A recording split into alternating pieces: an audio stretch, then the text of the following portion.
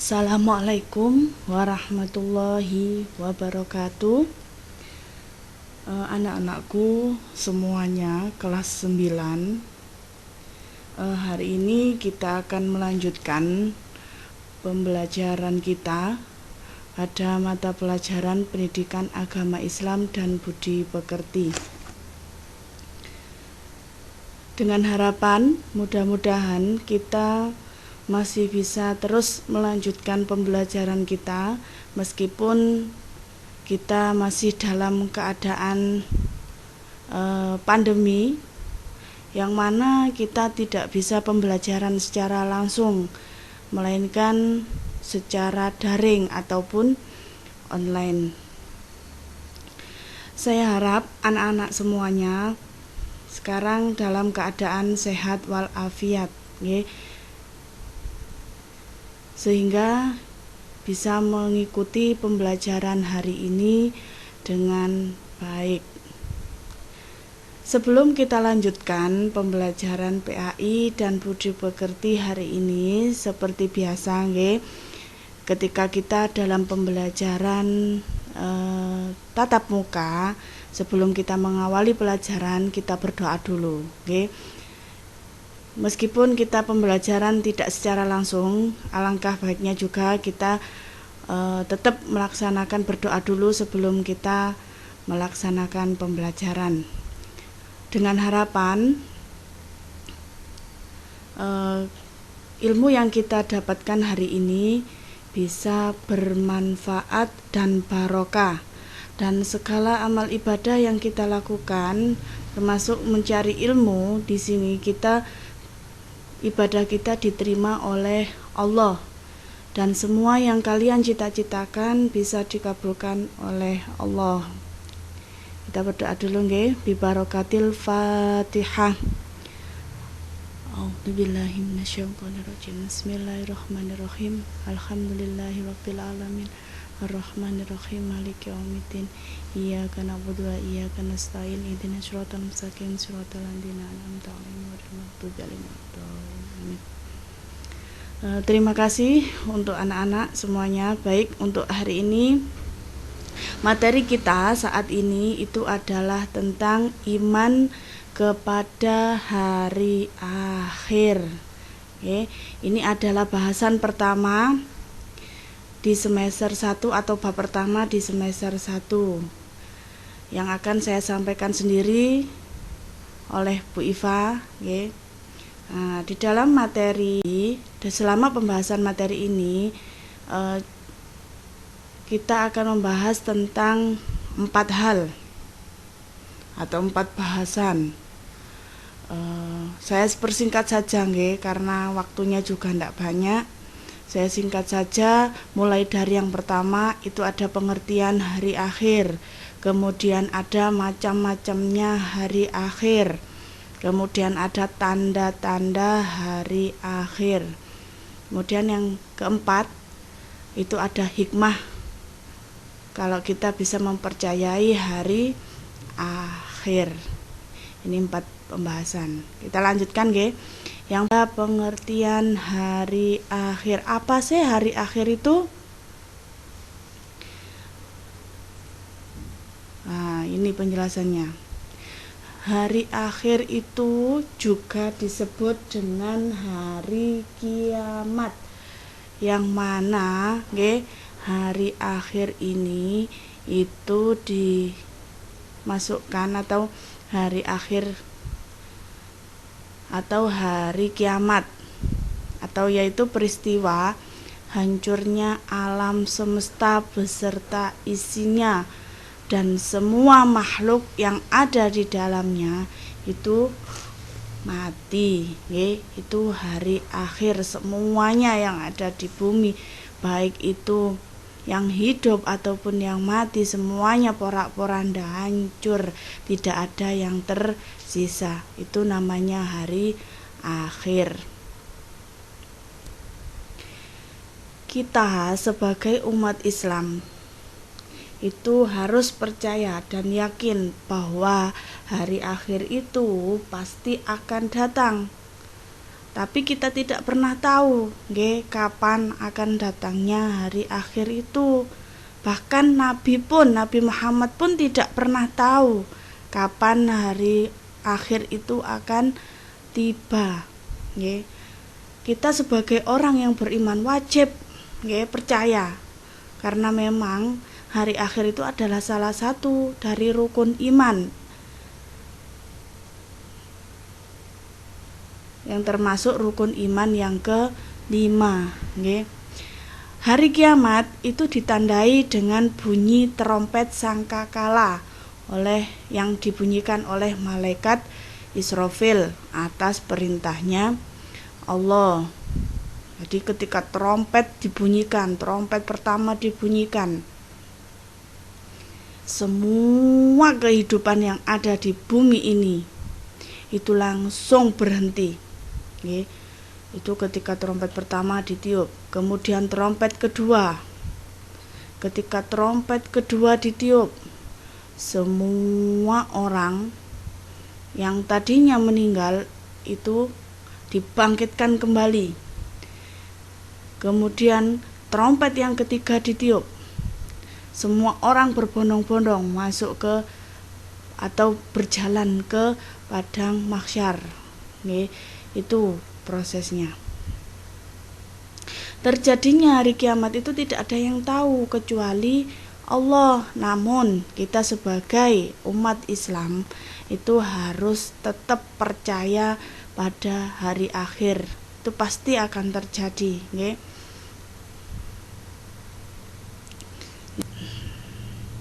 Setelah ke pengertian, kita masuk ke dalil Al-Qur'an.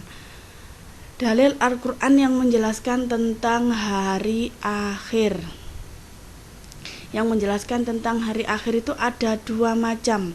Yang pertama sebenarnya banyak nggih, tapi yang paling terlihat itu atau yang paling itu ada 2 macam.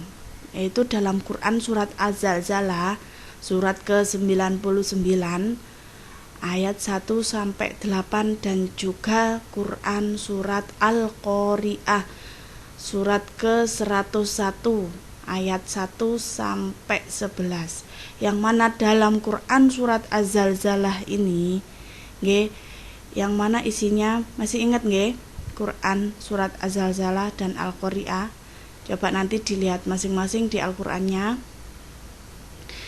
Yang mana dari isinya Quran surat Az-Zalzalah atau maknanya itu berisi tentang bagaimana bumi itu diguncangkan dengan sangat keras, nggih, yang mana bumi akan mengeluarkan isinya lahar panas, uap gas, cairan panas yang mematikan, semuanya dikeluarkan, semuanya gunung meletus, nggih, porak-poranda bumi ini.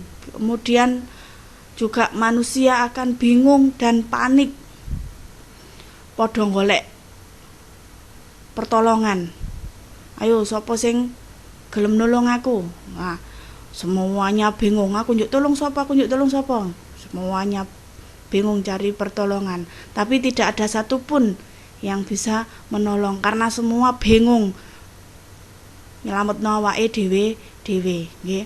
Itu tentang hari akhir. Kemudian semua amal itu akan diperhitungkan sesuai amal perbuatan manusianya masing-masing, nggih. Fa may ya'mal misqala dzarratin, nggih, seberat biji zarah pun, seberat biji sawi pun itu akan dipertanggungjawabkan. Meskipun sampean pernah nolong orang sedikit saja, misalkan membantu menyeberangkan, itu nanti akan ada perhitungannya, nggih. Jadi tidak ada yang terlewat satupun. Baik ketika sampean punya niatan jelek pun itu akan terbaca atau terhitung, nggih. Ini dalam Quran surat Az-Zalzalah. Kemudian dalam surat Al-Qari'ah, pun juga di sini sama, nggih. Yang mana keadaan manusia ketika bumi diguncangkan dengan keras, manusia itu seperti laron yang berterbangan, panik kabeh, golek tulungan, golek persembunyian, ya apa sekiranya aku iki sok selamat, nggih. Tapi semuanya tidak ada yang peduli dengan orang lain. Kupuh ambek awake dhewe-dhewe, nggih. Ini keadaan manusia ketika hari akhir itu datang.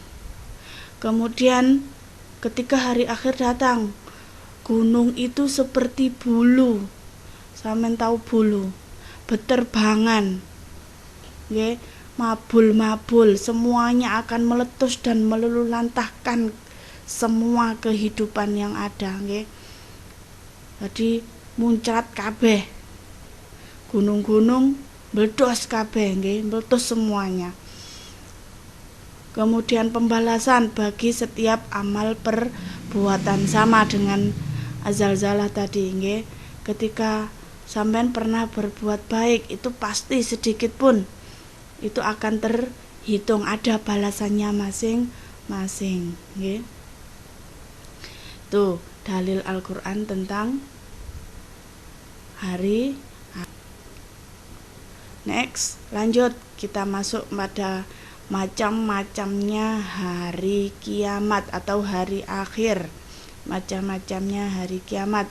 Ada yang pertama ada kiamat sughra, yang kedua ada kiamat kubro. Kiamat sughra ini disebut dengan kiamat kecil, nggih. Kiamatnya cilik atau mek titik atau masih hanya belum ada separuhnya. Kemudian ada kiamat kubro, kiamat yang sangat besar. Nah, apa sih kiamat sughra itu? Nah, ini pengertian dari kiamat sughra, yaitu hancurnya alam semesta yang ada di sekitar kita. Misalkan gunung meletus, gempa bumi, banjir, tsunami. Ini ada contoh-contoh kiamat kecil yang mana masih ada orang yang selamat. Itu termasuk bagian dari kiamat kecil. Kalau sudah tidak ada yang selamat, itu ikut dalam kiamat kubro, nggih. Kiamat sughra ini bisa jadi karena karena ulah manusia itu sendiri. Misalkan karena penebangan pohon, buang sampah sembarangan, nggih. Ini bisa menyebabkan banjir. Nah, ini kiamat sughra. Sedangkan kiamat kubro. Kiamat kubro itu adalah hancurnya, atau pengertiannya hancurnya alam semesta itu beserta isinya. Kiamat yang sesungguhnya seperti matahari, nggih, yang mana planet-planet atau tata surya itu sudah tidak berjalan sesuai dengan arahnya. Matahari sing biasane terbit dari arah timur pindah ganti, nggih, terbit dari arah barat. Bumi, nggih, sudah tidak berputar pada porosnya. Kemudian planet-planet lain, yang mana planet-planet itu sudah bertabrakan, nggih, tidak berputar seperti porosnya, seperti keadaan awalnya, nggih. Itu adalah keadaan ketika kiamat kubro itu datang. Sehingga dari matahari, bumi, planet-planet bumi dan planet-planet lain itu bisa bertabrakan, nggih. Kemudian bumi itu berguncang hebat, nggih. Dan tidak ada satupun yang bisa menyelamatkan diri. Next, lanjut. Tanda-tanda hari akhir. Mungkin kita semuanya sudah melihat bahwa tanda-tanda hari akhir itu sudah mulai bermunculan, nggih. Sampeyan mungkin juga sudah bisa merasakan tanda-tanda hari akhir di sekitar kita. Yang pertama, nggih, banyak ulama muslim itu yang wafat. Banyak sekali orang-orang yang pinter, orang-orang yang paham terhadap agama itu diambil satu persatu, nggih. Jadi nanti kelak pada hari akhir itu sudah tidak ada orang yang paham agama, gawe karepe dhewe. Nggih, akeh wong pinter tapi wonge keblinger. Nggih, pinter tapi gak ngerti. Nah, ini yang salah. Dia punya ilmunya tinggi tapi dia tidak paham agama. Lah ini yang bisa merusak dunia. Nggih, makanya sampean ini salah satu tanda-tanda hari akhir. Banyak ulama muslim yang wafat. Kemudian yang kedua, tanda-tandanya ilmu agama itu tidak dianggap penting. Nah, coba contohnya sekarang. Banyak anak-anak dari sampean saja sendiri, nggih.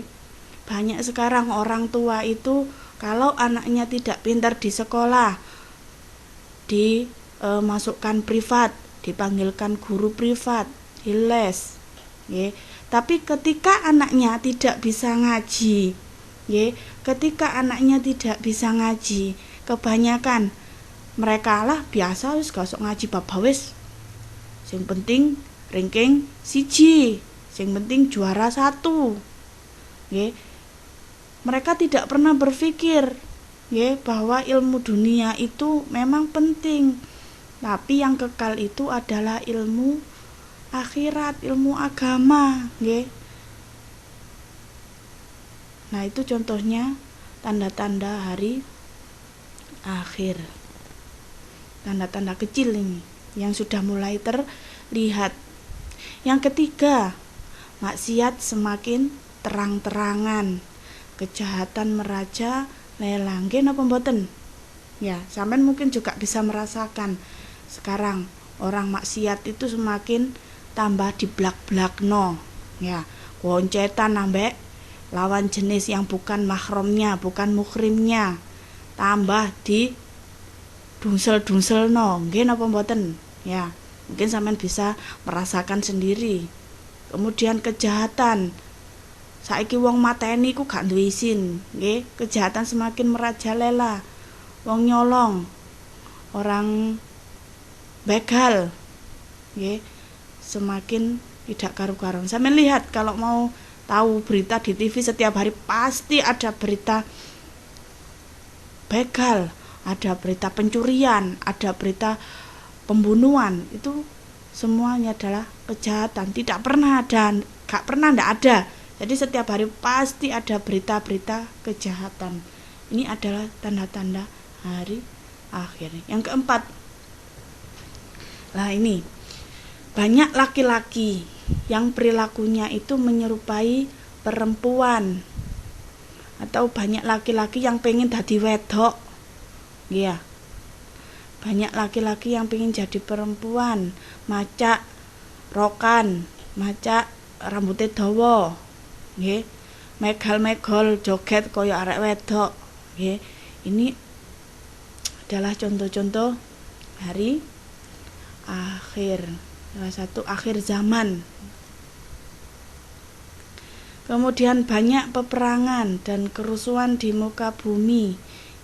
Nggih, saya ingatkan sama sampean, anak-anak. Kalau sampean tidak ingin hari akhir itu cepat datang, diempet apa nek ngarani?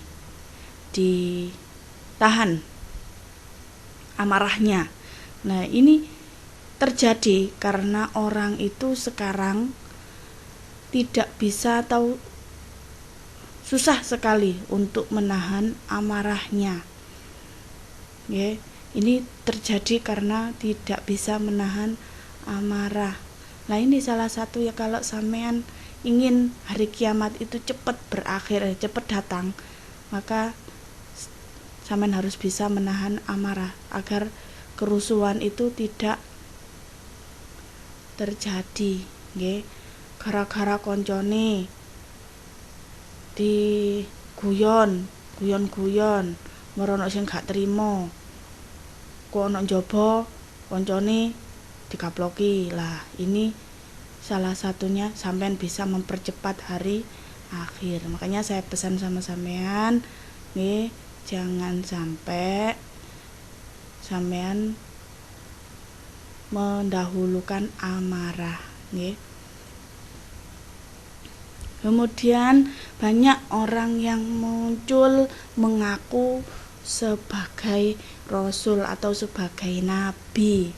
Ini dari zamannya Nabi, mulai dari setelah Nabi Muhammad wafat, itu merupakan sudah masuk tanda-tanda hari akhir, nggih.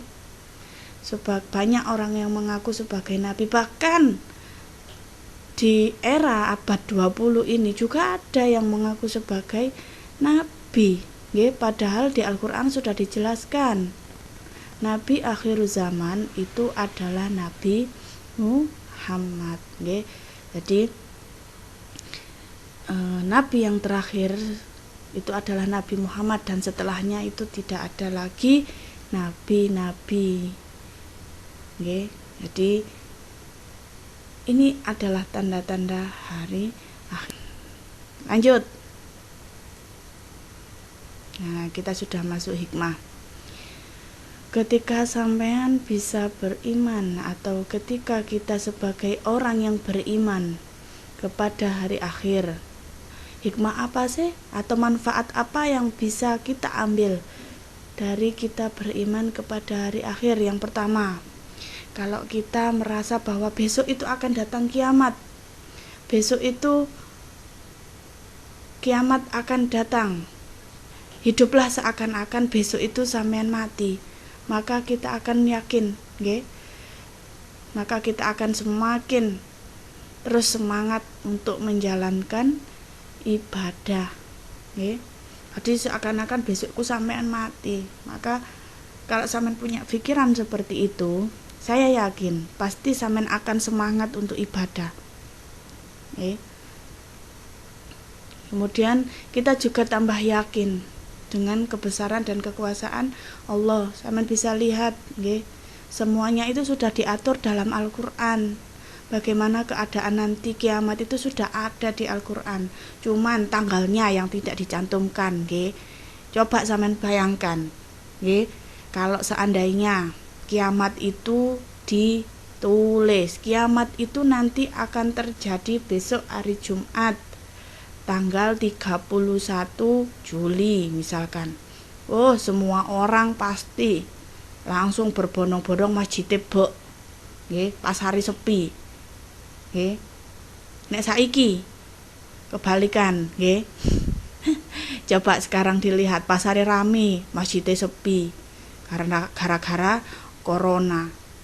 Corona gak wani ibadah, tapi nang pasar wani, nggih. Itu adalah salah satu tanda-tandanya hari akhir. Semakin semangat menjalankan ibadah, bersikap jujur, selalu jujur, wedi, sampean takut, disiplin dan tanggung jawab. Kemudian senantiasa menghindari niat-niat yang buruk, apalagi melaksanakannya.